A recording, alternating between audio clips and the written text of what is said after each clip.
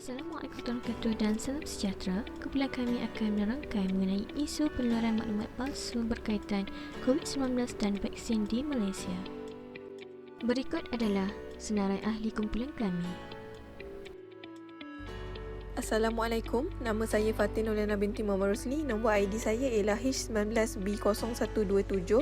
Saya akan menyampaikan pendahuluan bagi isu penularan maklumat palsu berkaitan COVID-19 dan vaksin di Malaysia. Kemajuan teknologi telefon pintar dan pelbagai platform media sosial yang mana identiti palsu boleh direka dengan mudah telah mendorong kepada tabiat baru iaitu menyebarkan maklumat palsu. Walau bagaimanapun, pada 12 Mac, Ordinan Darurat Kuasa-Kuasa Perlu 2021 berkaitan berita palsu diperdebatkan. Walaupun penjelasan demi penjelasan diberikan bahawa ia bertujuan mencegah penyebaran berita tidak benar, fitnah dan berbaur hasutan yang menjadi-jadi sejak penggunaan internet dan media sosial begitu meluas. Dalam keadaan COVID-19 yang masih menular ini, ordinan itu sangat penting bagi memastikan kerajaan dapat menguruskan program imunisasi tanpa sebarang gangguan. Malah, segelintir masyarakat berpendapat bahawa vaksin tidak memberikan kesan yang baik. Sebagai contoh, ada yang mengatakan selepas mengambil vaksin seseorang individu itu boleh meninggal dunia. Secara tuntas, ramai masyarakat yang telah mempercayai maklumat palsu dan bersikap anti-vaksin. Hal ini mestilah dicegah secepat mungkin bagi mengelakkan sebarang wabak penyakit tersebar. Assalamualaikum dan salam sejahtera. Nama saya Nuri Rashidah binti Rosli. Nombor matrik saya H19B0624. Jadi saya akan menerangkan tentang apakah punca dan langkah penyelesaian yang boleh dicadangkan bagi masalah yang dikaji. Masalah yang dikaji iaitu isu penularan maklumat palsu berkaitan COVID-19 dan vaksin di Malaysia. Berdasarkan soalan ini, punca berlakunya isu penularan maklumat palsu berkenaan COVID-19 dan vaksin adalah kerana sikap yang ingin berlumba-lumba di kalangan masyarakat dalam menyampaikan sesuatu berita tanpa mengetahui kesahihan maklumat itu dahulu. Sikap tidak ambil tahu ini juga disumbang dengan kemajuan digitalisasi hari ini yang lebih memudahkan lagi penyebaran maklumat palsu ini. Dalam keadaan masyarakat yang agak sensitif dengan berita-berita ini, dihendakkan agar penularan berita palsu dapat diberhentikan.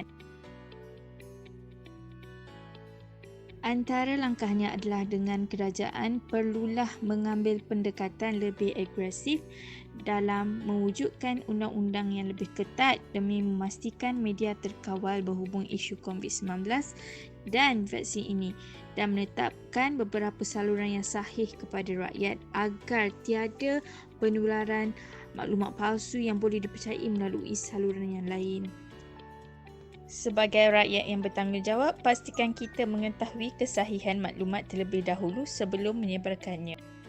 Assalamualaikum, nama saya Norizrawan binti Mansur, nombor ID H19B0428.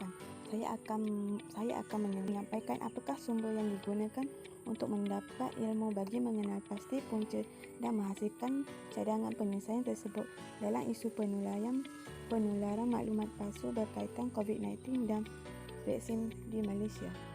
Selain itu juga sumber ilmu yang terdapat dalam isu ini ialah dapat dilihat oleh panca indera iaitu hanya ilmu yang datang dari fakta alam yang boleh digunakan oleh panca indera zahir.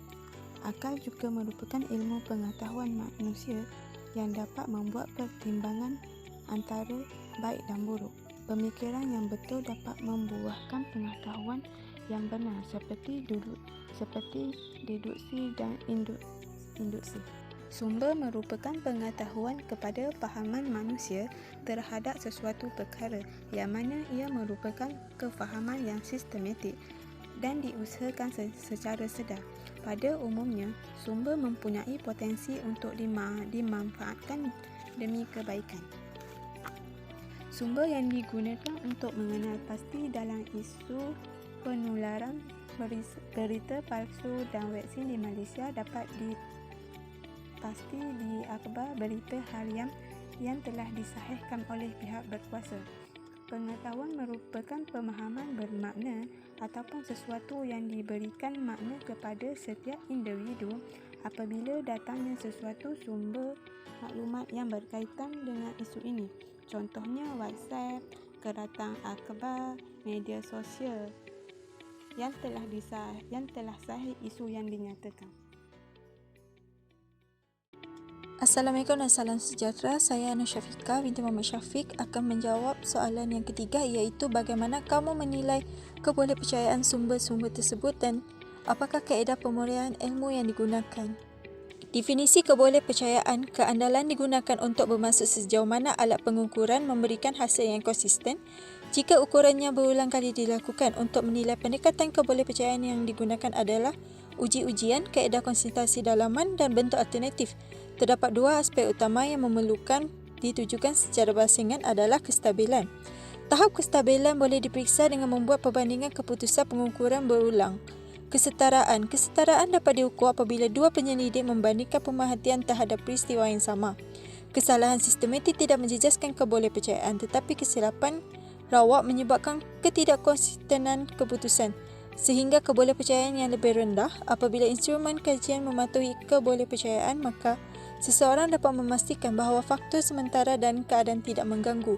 Kebolehpercayaan dapat ditingkatkan dengan cara menyeragamkan syarat di mana pengukuran berlaku, iaitu sumber di mana variasi berlaku harus dikeluarkan atau diminimumkan. Bagaimana kami menilai kebolehpercayaan sumber-sumber tersebut? 1. Tidak mempercayai segala berita dari laman web yang baru atau yang tidak dikenali. Kedua, berita terkini. Ketiga, sering membaca. Bagi kami, cara untuk masyarakat mempercayai maklumat penting, terutama sekali tentang berita dunia, perlulah dari tindakan kerajaan dengan cara mereka perlu melakukan secara langsung yang bertujuan untuk mengukuhkan sumber yang benar. Hal ini kerana terdapat banyak masyarakat yang masih belum mengenal teknologi moden, terutama sekali golongan tua. Kaedah pemuraian ilmu. Deduktif. Deduktif merupakan satu proses menyatakan kesimpulan daripada yang umum kepada yang khusus, dan perkataan ini berasal daripada istilah bahasa Latin, iaitu di yang bermaksud daripada dan dictus yang bermaksud memimpin ke arah. Gabungan antara kedua-dua ini membentuk maksud memimpin dari sesuatu ke suatu kesimpulan. Kedua, induktif.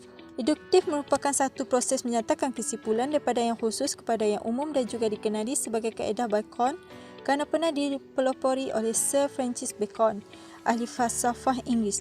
Induktif mempunyai kaitan rapat dengan logik moden. Kaedah menggunakan induktif tersebut sebagai induksi. Dalaman kaedah ini salah satu daripada pernyataan tersebut, iaitu sama ada premis atau kesimpulan boleh benar dan palsu. Assalamualaikum. Nama saya Nur Syahira binti Jasni, nombor ID H19B0435.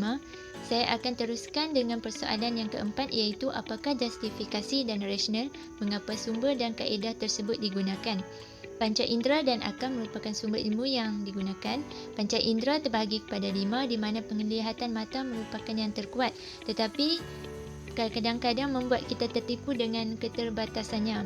Melalui pembacaan seperti media rasmi kerajaan, individu mampu untuk meneliti bahawa maklumat yang didapatkan dari sumber tersebut adalah lebih meyakinkan daripada membaca di laman media sosial di mana sumbernya tidak dapat dikenal pasti. Manakala kemampuan akal pemikiran adalah lebih berautoriti untuk memperoleh ilmu dan kebenaran. Bagi kelompok rasionalis, hanya dengan mengetahui prinsip melalui pemikiran rasional, kita dapat mengerti kejadian yang berlaku dalam persekitaran. Di samping itu, akal membolehkan seseorang mengetahui akibat sesuatu itu baik atau buruk. Justru itu, individu mampu berfikir secara logik dan menyemak fakta mengenai isu maklumat tersebut. Induktif dan diduktif pula merupakan kaedah yang digunakan. Induktif merupakan satu proses menyatakan kesimpulan daripada yang khusus kepada yang umum. Individu boleh mengkaji dan mentafsir maklumat, kemudian membuat generalisasi atau kesimpulan yang berkenaan. Antara kelebihan kaedah induktif adalah mampu mengasah kemahiran berfikir dan penyerapan maklumat dapat dilakukan dengan aktif. Manakala deduktif merupakan satu proses menyatakan kesimpulan daripada yang umum kepada yang khusus. Ia digunakan untuk membuktikan sesuatu kesimpulan melalui hukum, teori atau prinsip yang telah dikaji untuk membuktikan kebenarannya. Antara kelebihan kaedah deduktif adalah mampu meninggalkan kesan yang mendalam terhadap individu tersebut dan maklumat dapat diperoleh dan diserap dengan lebih cepat. Assalamualaikum warahmatullahi wabarakatuh. Nama saya Nurhadis binti Muhammad Nasir. Nama IDH 19B0537. Sebagai kesimpulan yang dapat saya simpulkan untuk isu ini ialah penyebaran maklumat palsu mengenai COVID-19 dan vaksin adalah satu tindakan yang tidak wajar dilakukan terutamanya dalam masyarakat Malaysia sendiri. Hal ini dapat mencetuskan kekeliruan dalam kalangan rakyat Malaysia mengenai manakah maklumat yang sepatutnya dipercayai dan dari manakah sumber yang seharusnya mereka dijadikan sebagai rujukan. Akhir sekali, rakyat Malaysia harus mencerna mengenai isu ini. Tertera ialah bukti penyebaran maklumat palsu yang telah berlaku dalam kalangan rakyat Malaysia.